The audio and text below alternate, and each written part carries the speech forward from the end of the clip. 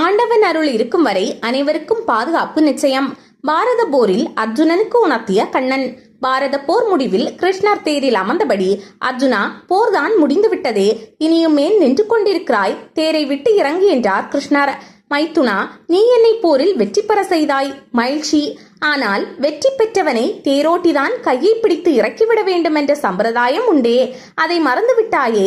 அப்படி செய்வது எனக்கும் பெருமை அல்லவா? நீயோ என்னை கீழே இறங்கு என்று ஆணையிடுகிறாய். இது என்ன நியாயம் என்று அர்ஜுனன் கிருஷ்ணரிடம் கேட்க, அர்ஜுனனின் வார்த்தைகளை கிருஷ்ணர் காதில் வாங்கி கொண்டதாகவே தெரியவில்லை. தேரை விட்டு இறங்கு என்றார் கண்டிப்புடன். வருத்தத்துடன் அர்ஜுனன் கீழிறங்கினான். அப்போது அவர், தேரின் பக்கத்தில் நிற்காதே, சற்று தள்ளி நில் என்றார் கண்ணன். அதட்டலுடன் அர்ஜுனனால் கிருஷ்ணரின் அதட்டலை பொறுத்து கொள்ளவே முடியவில்லை. வெற்றி பெற்ற மகிழ்ச்சி கூட மனதை விட்டு அகன்றுவிட்டது. ஒன்றும் புரியாதவனாய் தள்ளி நின்றான். வாடிய முகத்துடன் நின்ற அவனை கண்டு புன்னகைத்த கிருஷ்ணர் தேரிலிருந்து குதித்து ஓடி சென்று அர்ஜுனனை இறுக கட்டி அணைத்துக் கொண்டார். அந்த கணமே தேர் தீப்பற்றி எரிந்தது. பார்த்தாயா, தேர் எரிகிறது, அதனால்தான் உன்னை இறங்க சொன்னேன் என்றார் புன்முறுவலுடன்.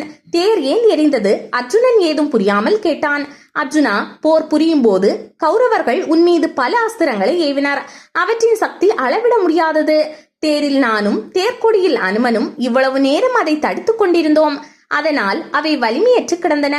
போர் முடிந்து விட்டது. தற்போது நானும் தேரிலிருந்து இறங்கிவிட்டேன். தேர்கொடியிலிருந்து அனுமனும் புறப்பட்டு விட்டான். இதனால் அஸ்திரங்களின் சக்தி தலை தூக்கியது. தேர் பற்றி எரிய தொடங்கியது.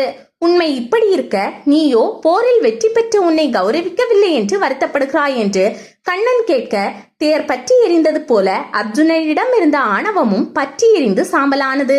இது போன்று தெய்வ பக்தியுடன் இருக்கும் மனிதர்களாகிய நமக்கு பல்வேறு கண்ணுக்கு தெரியாத இன்னல்களின் சக்திகளை இறைவன் குறைப்பது நமக்கு தெரிவதில்லை. மலை போல் அனுபவிக்க வேண்டியதை இறைவன் குறைத்து கடுகாக்கி தந்து விடுகிறான்.